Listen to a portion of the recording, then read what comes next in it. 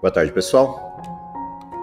Vamos ao nosso resumo da lição da semana. Hoje a lição de número 6, continuando aí o nosso percurso de estudo do livro de Salmos, e para isso, quem pode me ajudar com o título da lição e o verso, por favor? Eu me levantarei. Verso. Por causa da opressão dos pobres e do gemido dos necessitados, eu me levantarei agora, diz o Senhor, e porei a salvo aquele que anseia por isso. Salmos 12, versículos. Ok. A lição dessa semana continua o nosso percurso de olhar para o sofrimento humano e as dificuldades impostas pelo pecado na natureza humana e no mundo em que vivemos, versus a intervenção de Deus. Nas duas últimas lições, a lição 4 e 5 em particular, a gente olhou de maneira bem proximal, bem ajustada, bem profunda, inclusive, a questão do sofrimento nas suas múltiplas formas. E principalmente a lição da semana passada nos fez focar a dificuldade que a gente enfrenta imposta por esse sofrimento, de nos desprendermos disso e focarmos naquilo que de fato importa, ou seja, de ajustarmos a nossa visão, de calibrarmos a nossa visão à questão da dependência plena de Deus para uma solução definitiva a essa questão do sofrimento. Ao mesmo tempo que a gente também observou nas lições anteriores que nem sempre a intervenção de Deus se alinha com as nossas expectativas, uma vez que os planos de Deus estão ligados a um outro fenômeno de muito maior abrangência, que é a nossa salvação, e não simplesmente as questões que se passam neste mundo, neste tempo, enquanto o pecado vige. E, portanto, há um debate presente nos Salmos, presente na mente do salmista, que é o debate entre a causa dos sofrimentos, no sentido aparente ou no sentido formal, versus a natureza real desses eventos, desse sofrimento e das perspectivas últimas dessas questões que envolvem o plano da redenção. Na lição específica dessa semana, a gente começa a sair um pouco do olhar do sofrimento para as promessas presentes nos Salmos da intervenção de Deus nestes momentos de dor, nesses momentos de dificuldade, e em particular na lição dessa semana, um elemento do pecado vai estar em voga, que é a injustiça, a opressão, a forma como a arrogância do pecado faz com que aqueles que assumam as rédeas do pecado se lancem sobre os justos, espalhados por todo o mundo, numa ação maldosa, numa ação de opressão. E como Deus olha para isso e como Deus promete intervir nisso. Esse é o tema de foco da lição dessa semana, e daí o título. A escolha do título, Eu me levantarei, que vem do texto do Salmo 12, no verso 5, pontua exatamente essa questão. Há uma opressão em curso sobre os pobres, e Deus, escutando essa opressão sobre os pobres e necessitados, toma uma decisão, a decisão de se levantar em defesa deles, e a promessa aparece exatamente assim. Eu me levantarei, exatamente nesse momento, agora, diz o Senhor, e porei a salvo aquele que anseia por proteção, aquele que anseia por salvação. Obviamente, essa promessa ela aparece dentro de um contexto retórico para nós, ou seja, no momento histórico em que vivemos, essa promessa para nós soa como um desenho retórico. Afinal de contas, ela está ligada a um povo, em uma ocasião, em um tempo específico. A pergunta é, o que a gente aprende disso? O que a gente aprende da experiência do povo de Israel vivenciando essa questão de perceber a opressão, perceber a injustiça, observar a prosperidade dos ímpios e, ao mesmo tempo, eles terem recebido no momento certo a intervenção de Deus sobre o opressor.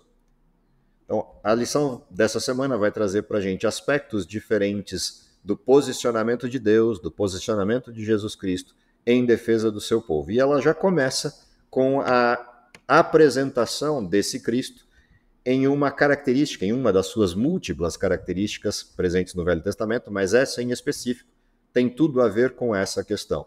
Ou seja, quando a opressão se manifesta, a injustiça se manifesta sobre o povo de Deus, a necessidade de intervenção pressupõe alguém que tenha poder para intervir, poder para afrontar o inimigo do povo de Deus. E Jesus é apresentado neste contexto como um guerreiro majestoso. Há diversas figuras desse guerreiro presentes no Velho Testamento. Eu gosto muito de uma, que é Jesus aparecendo para um sujeito que está enfrentando uma grande dificuldade e dúvidas frente à missão que recebeu. Afinal de contas, substituir Moisés não é exatamente o melhor dos mundos no contexto da libertação do povo de Israel e condução para a Terra Prometida. Mas Jesus resolve entrar em cena e aparecer para encorajar o seu servo. E a figura é exatamente essa, a figura de um guerreiro majestoso. Essa não é uma figura diferente, em certo sentido, da figura que aparece em um momento grande de angústia para Jacó, quando ele tem que enfrentar o retorno para sua casa e, principalmente, as dúvidas relativas a quais seriam as atitudes do seu irmão quando ele retornasse, e Jesus de novo aparece em cena como alguém que luta com Jacó. E essa luta no Vale de Jaboque resulta em esperança. Portanto, o que o salmista traz quando apresenta o guerreiro majestoso para nós, o que o salmista traz quando essa figura de um guerreiro se posiciona entre o povo de Deus e o seu inimigo. A esperança resultante dessa percepção de que o maior de todos os guerreiros possíveis, o mais poderoso de todos os que poderiam se interpor entre nós e os nossos inimigos, é apresentado aqui como uma promessa certeira ao povo de Deus.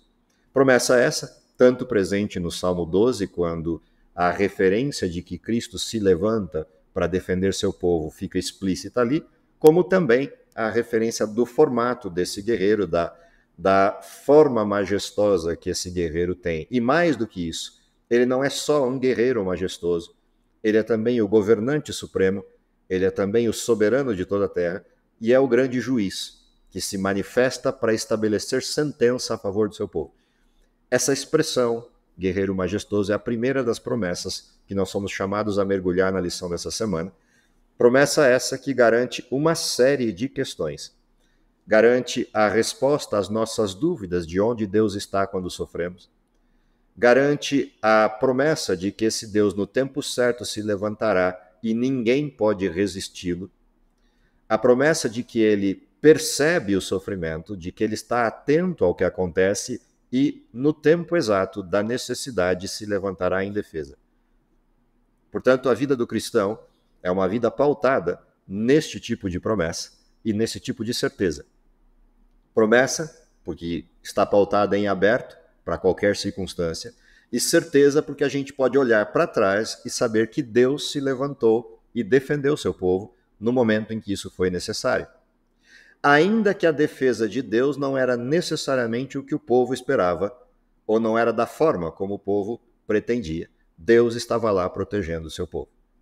A despeito da sua corrupção, da forma como o povo reagiu muitas das vezes aos ditames de Deus e se afastou dele, Deus continuava lá e Deus continuava protegendo. Na sequência da semana, a gente vai ser chamado a perceber que Deus é um Deus de justiça e estabelece a justiça para aqueles que sofrem opressão. E, de novo, é necessário que isso seja calibrado no sentido de entender que a justiça de Deus vai ser manifesta do jeito que Ele deseja, do jeito que Ele entende seja o melhor para nós e não necessariamente do jeito que a gente espere, do jeito que a gente ache que Ele deva agir. Ou seja, Deus estará pronto para agir, vai agir no tempo certo, mas vai agir do seu jeito. E quando a justiça dele se estabelece, nada resiste a essa justiça. Portanto, por maior que seja a opressão pela qual passemos, por maior que sejam as perseguições que enfrentemos, em todas as circunstâncias que elas possam se manifestar, a segurança do cristão está no fato de que ele pode levar essa situação a Deus, sabendo que Deus vai recebê-la, Deus vai prestar atenção, Deus vai nos ouvir e vai intervir da maneira correta. E essa maneira pode ser uma justiça manifesta de maneira irrestrita sobre o ímpio, como em circunstâncias variadas na história bíblica a gente enxerga Deus intervindo, seja em Canaã, seja no dilúvio ou em outras circunstâncias, mas também pode ocorrer de que a intervenção de Deus seja para modificar a nossa visão, ou seja, pode ser que Deus intervenha no problema que nós estamos enfrentando para que nós enxerguemos o problema de uma outra forma. Não porque o problema deixe de existir, mas que a gente consiga enxergar para além dele os planos de Deus. Neste contexto, eu gosto sempre de lembrar de um texto, que é o texto de Mateus 5, por uma razão bem simples. Mateus 5 é Jesus se apresentando diante do povo, no caso ali o povo judeu, que esperava ansiosamente pela manifestação de um Messias libertador que os tiraria do jugo romano e restauraria a prosperidade de Israel. Algo que a gente vê presente nos Salmos o tempo todo, no clamor do salmista pela intervenção e soberania de Deus frente aos inimigos que assolavam Israel. No tempo de Jesus, esse era o quadro. Império Romano, judeus oprimidos e o Messias chegou. Como Jesus começa o seu sermão de apresentação pública àqueles que estão ansiosos por um guerreiro majestoso que vai governar o povo de Israel contra o jugo romano. Jesus vira para eles e diz: bem-aventurados os pobres de espírito.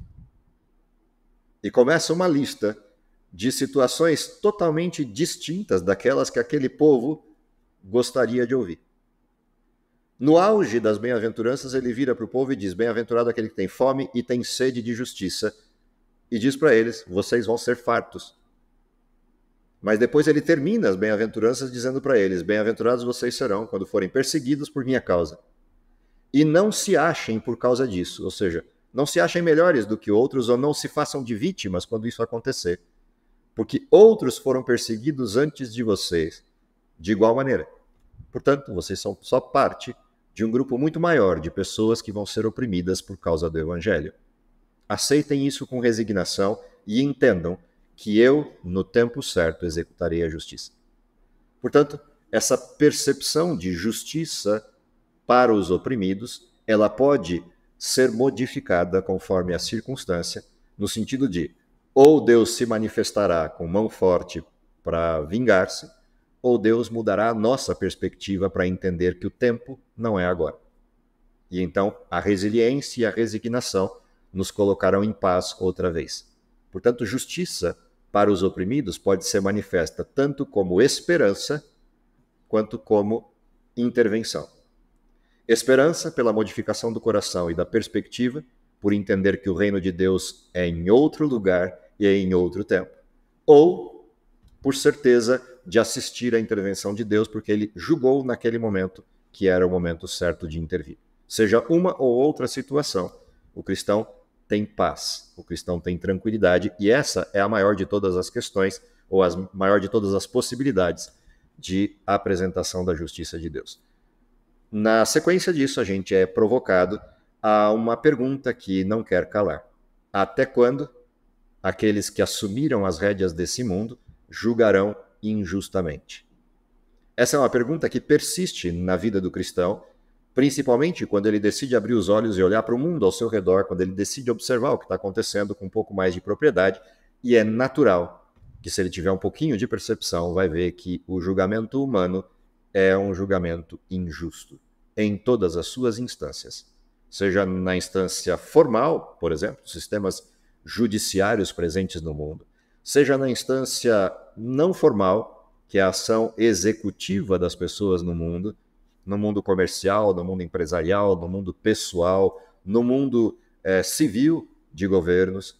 Ou seja, injustiça está presente em todos os lugares onde tem a mão humana atuando. Como regra geral, a injustiça está lá. E isso, às vezes, nos faz perguntar: até quando? Esse até quando que está manifesto na expressão do salmista, nos salmos que a gente vai olhar essa semana, dá às vezes a impressão de que o salmista perdeu os ânimos ou de que perdeu o foco. A grande lição, que a gente já viu nas duas lições anteriores e vai ver de novo nessa, é que sim, podemos ter sentimentos dessa ordem e levá-los a Deus. E é importante que o façamos. Ou seja, é importante que a gente se dirija a Deus e questione Deus até quando, não pelo ato de questionar pura e simplesmente, mas pelo ato de confiar. Ou seja, a gente confia tanto em Deus que pode perguntar para ele até quando, ainda que ele não responda. Porque a gente tem a certeza de que de algum jeito ele vai responder. Se não responder até quando, vai responder para onde eu tenho que olhar. E vai mostrar o que eu tenho que olhar e que não estou vendo. E por isso é importante que levemos a Deus nossas angústias, nossas petições. E esse é o grande aprendizado dos salmos que vão estar nessa parte da lição, Salmo 82 e outros salmos no pacote, que vão nos fazer perceber isso, de que essa pergunta do até quando tem resposta, que não necessariamente seja o quando, mas será uma resposta que trará paz ao coração e esperança àquele que se apresenta diante de Deus de forma transparente, confiando em Deus. Dentro dessa mesma sequência, o ápice da semana, na quarta-feira, a gente vai ser chamado a atenção novamente a olhar para uma peculiaridade dos Salmos, que é o salmista virando para Deus e solicitando que Deus vire o balde sobre os ímpios com toda a sua indignação e deposite sobre eles a sua justiça e vingue o seu povo. Essa é uma situação que provoca, por um lado, a certeza de que o salmista entende quem é Deus e confia nele. Mas, por outro lado, gera uma contradição que vai ser também assunto da semana, com um texto que está em Mateus, no capítulo 5, verso 44, que apresenta a visão do reino de Cristo. E lembra, Mateus 5 é o texto de apresentação do ministério de Jesus a uma nação judaica injustiçada pelo jugo romano. Para essa nação injustiçada que clama por um libertador, Jesus vira, além de dizer todas as bem-aventuranças que estão na primeira parte do capítulo 5, lá pelo meio do capítulo 5, Jesus vira para esse mesmo povo que está escutando o Sermão da Montanha e diz para eles: orem e amem. Orem por e amem os seus inimigos e aqueles que vos perseguem.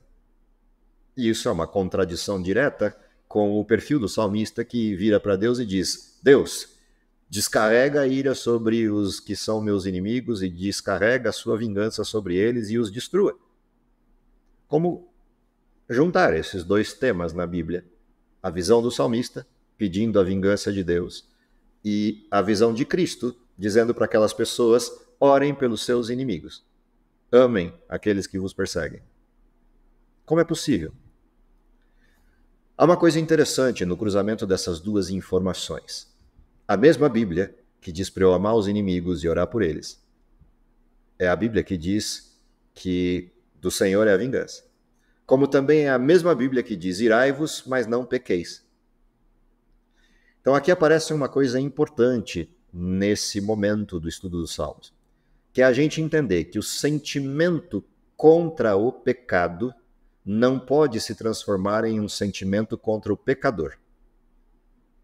Então, sim, eu posso me voltar para Deus e dizer: Deus, não dá mais. O Senhor precisa intervir. E Deus pode responder: ainda não chegou no limite. Ou ele pode responder: estou sabendo e vou intervir no tempo certo. Mas o que é importante é que a gente perceba que há uma distinção entre pecado e pecadores. E isso é o que o texto de Mateus 5 tenta ensinar no Sermão da Montanha àquela população que assistia Jesus falando. E que é a mesma mensagem que chega até aos nossos dias, ou seja, irai-vos, mas não pequeis, amem os que vos persigam, orem por eles, para que eles possam ter a chance de salvação, mas não aceitem o pecado que eles cometem, como sendo certo ou de menos monta, porque eu estou vendo e no momento certo manifestarei a minha ira contra o pecado. E se o pecador não estiver arrependido, a ira também será depositada contra o pecador. Se não, somente contra o pecado.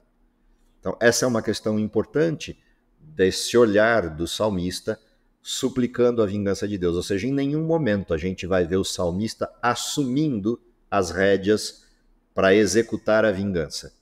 A gente vai ver o salmista clamando para que Deus faça isso, o que é correto. Assim como nós podemos fazer a mesma coisa quando o nosso sentimento é afetado por essa desestabilização produzida pelo mal e pelo mal inconsequente. Ou seja, não é pecado irar-se, é pecado irar-se contra a coisa errada, ou seja, irar-se contra o pecador. Eu devo lembrar que o pecador, não importa o tamanho do pecado que cometa, continua sendo um filho de Deus porque em Cristo morreu com a chance de arrependimento. Eu posso não concordar com o pecado, posso abominar o pecado, posso odiar o pecado, mas eu tenho que lembrar que o pecador carece das minhas orações. Essa é a parte mais difícil do modelo cristão, que é você entender e separar o que comete a injustiça da injustiça que ele comete. Não é simples, não é fácil, e só é possível a partir da graça de Cristo e da transformação que ele produz no nosso coração. Dentro desse contexto, nós somos convidados a de novo entrar no santuário de Deus. Já fizemos esse movimento 3 lições atrás, na soberania de Deus e na percepção do livramento de Deus que vem do seu santuário.